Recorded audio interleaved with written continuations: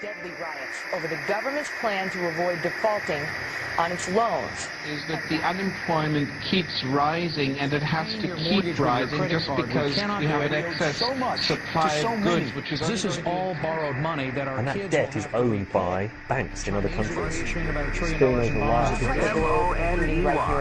In the form of a convenient personal filter cigarette that delivers the taste, and 45 malt liquor. Are you hot?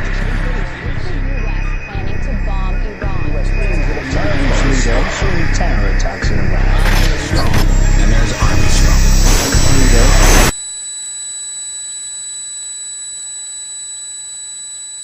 Modern psychology has a word that is probably used more than any other word in psychology. It is the word maladjusted. Maladjusted. I would like to say to you today that there are some things in our society and some things in our world for which I'm proud to be maladjusted.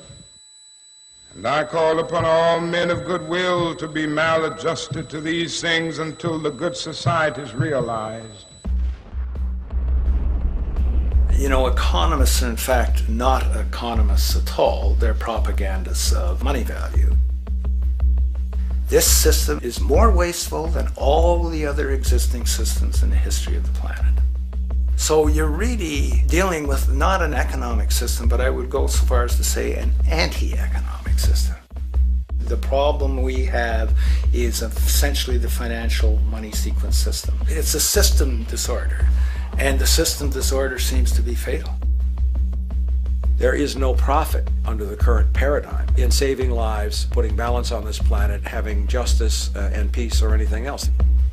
Disease supports medicine. It supports doctors and hospitals. But if you really were able to eliminate most diseases, you would eliminate professions as well. You have to create problems to create profit. Crime does create business. We have now roughly 2 million people incarcerated in this country. Many of them are in prisons run by private corporations who trade their stock on Wall Street based upon how many people are in jail. But that's a reflection of the culture in which we live, in which we've all, to one degree or another, endorsed.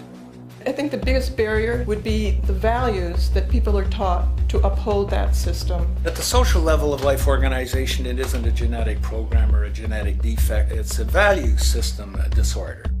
What you have to understand is that the intellectual culture of a society actually reflects the power interests in that society, the dominant perspective. In the past, throughout almost all of human history, the main threat to human survival was nature. Today it is culture. Not only does structural violence kill more people than all the behavioral violence put together, structural violence is also the main cause of behavioral violence.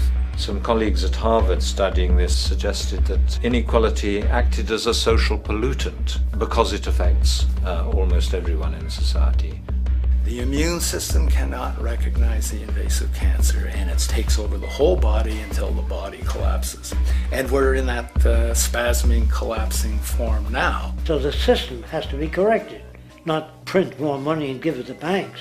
That doesn't deal with the problem.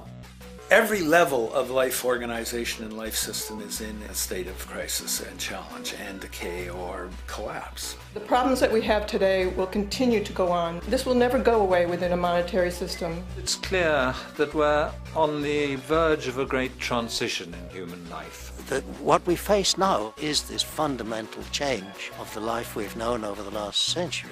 There has to be a link between the economy and the resources of this planet, the resources being, of course, all animal and plant life, the health of the oceans and everything else. This is a monetary paradigm that will not let go until it's killed the last human being.